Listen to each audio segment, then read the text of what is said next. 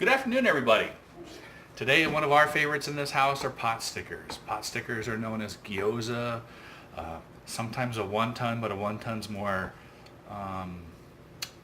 deep fried. These are dumplings that have a crisp bottom, followed with some steaming on top. It's a Japanese dish.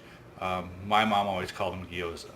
So first thing we need to do is we got to get our ingredients together, and I've done some prep beforehand. I have about 3 stalks of green onions, just cut down to the whites, and add in here.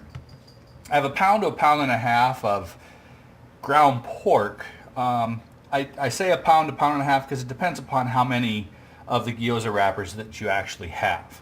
The other thing that I have is, and I cheat on this one, I have a bag of angel hair coleslaw, pre-cut cabbage.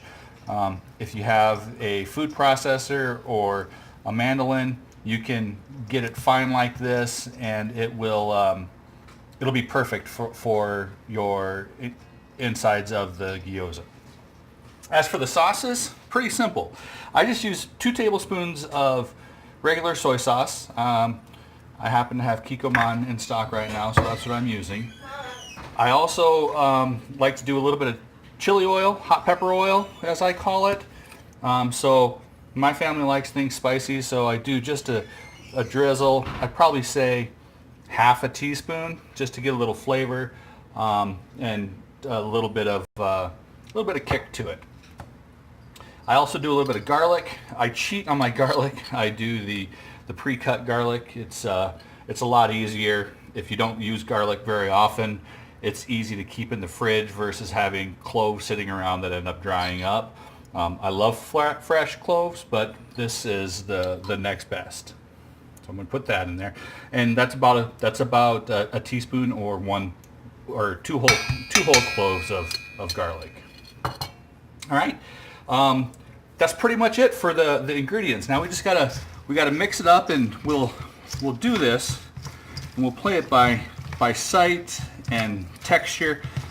Unfortunately, with the raw pork, you're not able to taste it, so you can't taste the saltiness of it. But I like to incorporate everything at every piece of it, get it all mixed together, get the pork spread out. You're going to end up spooning these inside of your wonton wrappers or gyoza wrappers for the making process. So let me get this mixed up, and I will be right back here in just a couple of minutes. So as I get this mixed up, I'm going to get a couple other things prepared, and we will be right back. Welcome back. All right, so what I've done while we were away was I mixed up the meat filling. I got together the rest of the things that I need to start putting together our pot stickers. With that, I have gotten out my wonton wrappers. Just any grocery store. I've learned most of the time these are known to be in the produce section. So they're refrigerated, they're not frozen, they're in the produce section. I actually have 2 packs of these, so we'll see how many we get through. The more the merrier that you can make. They also come in, the nice thing about it helps you kind of measure where you're at. They're in half. So in this case I have 4 different chunks. So what I'm going to do with that is I'm going to go ahead and I'm going to take my meat, which I kind of organized a little bit and I set in a pile to make it easier so I know what I'm using. But I like to cut it into quarters. That way I know what my portion is that I'm doing, so that I know that if I get through a quarter of the meat, I should be done with a quarter of my wonton gyoza wrappers, and I'm on the right path to be a perfect world where you run out of gyoza wrappers and you run out of meat at the same time. All right. The next thing that I have is I have a bowl of cornstarch water, simply just that. It's a couple tablespoons of cornstarch, 3 or 4 tablespoons of water, and this is going to act as my glue with the wonton wrappers as I start putting them together. So let's go ahead and get that all set up and get it ready to go. So keep with me, and I will get things ready. So the first thing I'm going to do is open up, one second. Should have had this done beforehand, but I'm going to open up my wrappers. And one thing to note, and a couple things that you're going to see here that I have is, I have just a light kitchen towel, clean kitchen towel here. And when I open my gyoza wrappers, I don't open them all the way and leave them out. They dry extremely quickly, so you want to make sure that you protect them for as long as you can, and to prevent that drying from taking place. You're going to end up steaming them. It brings back some of the consistency, but it certainly can make them so that they're tough and chewy. So what I do is I grab a few at a time, again, leaving them in the bag, and then I deal out the cards.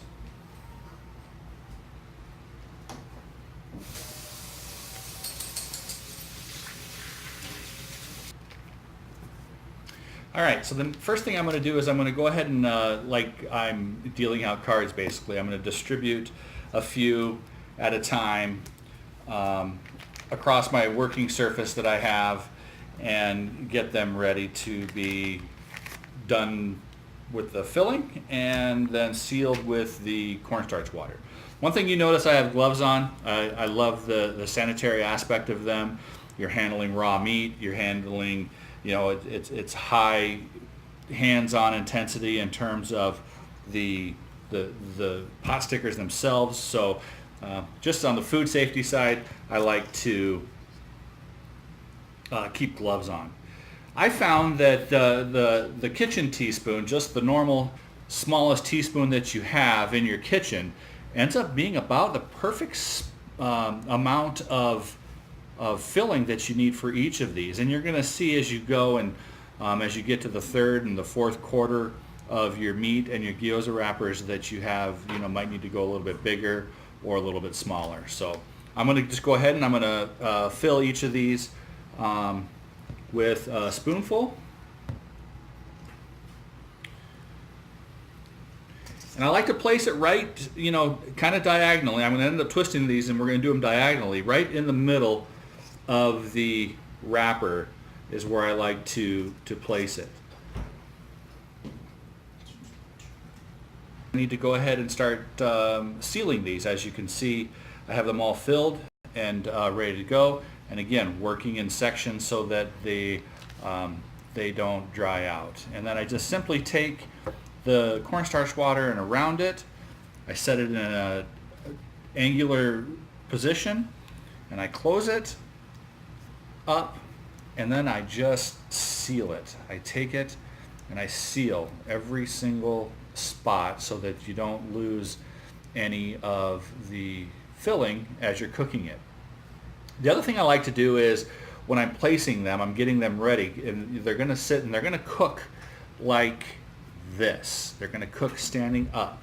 So what I like to do is make it so that there's a little bit of a foot, if you might, bottom on this, and I get that set up and so it's ready for the pan. And there I have it. So I'm going to go ahead and seal all these up and get them positioned, and then we'll go from there.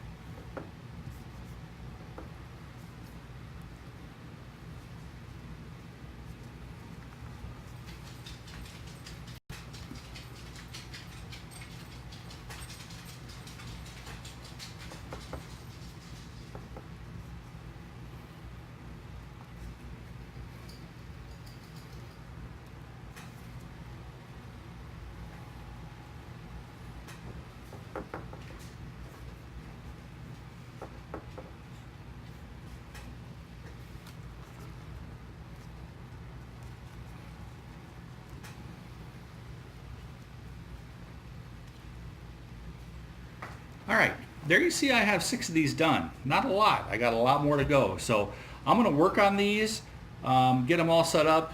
I'm going to take my towel as I'm going, and I am going to cover them up to keep them from drying. So stick around. I'll be right back. I'm going to get all the do is we're going to put together our sauce for these pot stickers. The sauce is almost key and finishes it up just nicely when you're eating them. So first of all, we'll take a look at our ingredients here. We use vinegar. You can use any kind of vinegar. I like to use rice vinegar. I happen to be out, so I'm just going to use regular vinegar. You also have the fire oil again, and again, it's the chili oil. I've seen it called Mongolian fire oil. Any kind of hot pepper oil that you have around or that you buy. It adds a nice kick to it. And then of course soy sauce. Soy sauce is the foundation of it. For this sauce, it's really simple. All it is a 1-to-1 ratio for soy and vinegar, and I happen to be doing half cups of each. So I'm going to do my half cup of soy, and again, it's not exact, but you know, you get it pretty close. Put it in something that you can get it in easily, or if you have a filter, you can do a smaller jar, but you're going to need to be able to mix it up really well. So I do my half cup soy.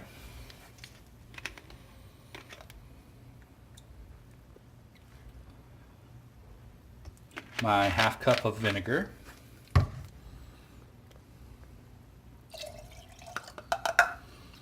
And then I just do, again, I said earlier, my family likes it hot. I just do, you know, some dribbles, a couple of dribbles of the oil, probably about half a teaspoon. But if you can see in there, it starts sitting on top and separating from the other liquids, which is kind of what you want. I use that as a judge. I'm going to go just a little bit more. But I think you're safe if you start with a teaspoon and then go from there. Some other people put garlic in there, so like a clove of finely chopped garlic, and also do some green onions on top. My family likes it simple, so this is pretty much the whole sauce. So I put the lid on it, give it a mix, and this will last in the fridge for quite a while. There's really, it's, you know, everything in there is in fermented state, being the vinegar and the soy. Give it a mix, have it all ready. Now you can just take and set this aside, and we'll have it out later. I'm getting a little bit of dripping, but that's no big deal. All right, let's take a look here. Here's all the pot stickers, wonderful pot stickers, covered to keep them from drying out. Now it's time to cook them. What I do is I put a little bit of water in the bottom of my pan, non-stick pan. Check it, it's certainly hot enough. Swirl it around, and now I'll just take them and I'll just lay a nice batch in here. You're going to cook them in quite a few batches, so it's going to take some time over the stove, but it's good socialization with your family, get you all together cooking and eating kind of in shifts, and it's just a good time, and they taste oh so good. I put them in here, I swish the oil around, make sure it's getting everywhere, and I'm going to run this like this a little bit, get a little bit of crisp on the bottom. I'm going to add a couple of tablespoons of water, cover it, and let it steam. So 1 second here, they should get crisped up for us. I like to use the tongs. You know, you can, it's not so hot that you can't use your finger to pick them up at this point.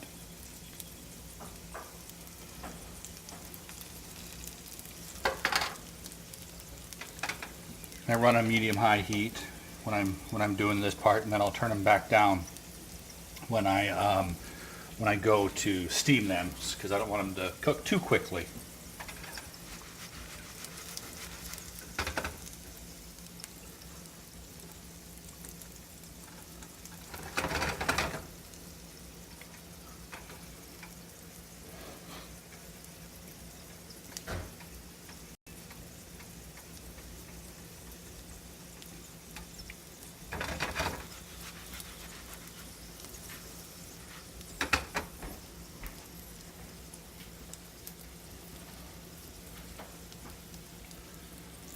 All right, you see a little bit of color coming on the bottom of these. I do a little bit at first, and then I add the water, and then I brown them again at the end.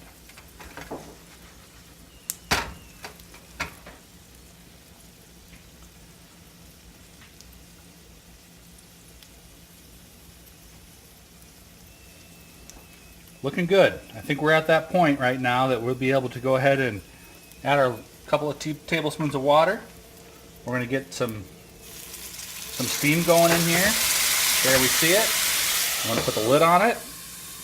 We'll let these steam for about 10 minutes, 8 to 10 minutes until they get cooked, and then we'll crisp them up. So as you can see, and if I zoom in here a little bit at the pan, you can see they're really boiling up really good. There's good steam coming off and building up inside my pan. It's exactly what I want. And I turn it down to about a low to medium-low heat to let them just simmer for a little bit. All right, we'll be right back in a little bit with the finished product. All right, we've had about 8 minutes pass, so let's take a look and see what we got. See how they look. Oh, these look delicious. Oh, they got a nice golden brown on the bottom. I can run this a little bit longer. Let them crisp up. You notice all the water is gone. All the water has steamed off, which has cooked the meat. It has cooked the wonton wrapper, the dough. But take a look at those. Those are just beautiful. If you're in any Japanese restaurant and you order a serving of Potstickers, you're going to get 6 of them on a generous. So you'll get that many right there. 2, 4, 6. And it'll be about $6, so $1 a piece. We have probably 70 of them to cook here. So huge savings, feed a whole bunch of people. There, look at that. Getting just absolutely perfect. It'll have a nice crisp on the bottom and a nice chewy on the top with the sauce. So let me go ahead and serve these up. I'm going to take them out and just serve them right up for the family. And repeat the process again.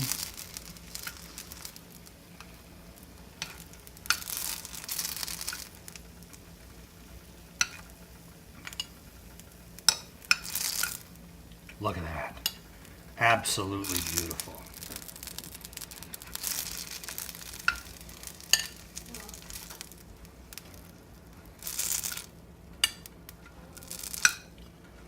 There we go. A little bit of heaven on a plate right there. Potstickers, made from scratch at home. A little bit of time to put in, but well worth the taste and the flavor. I will get some sauce and we will give them a try here. All right, there you have it. Potstickers with the sauce. The sauce just set aside so that you can easily dip into it. You can see the oil sitting on top of that. It's going to get a little bit of the fire, the hot pepper oil, the soy sauce, and the vinegar sauce that the vinegar that we put in the sauce earlier. Simply going to take one of these, you dip them in, and there you have it. Heaven.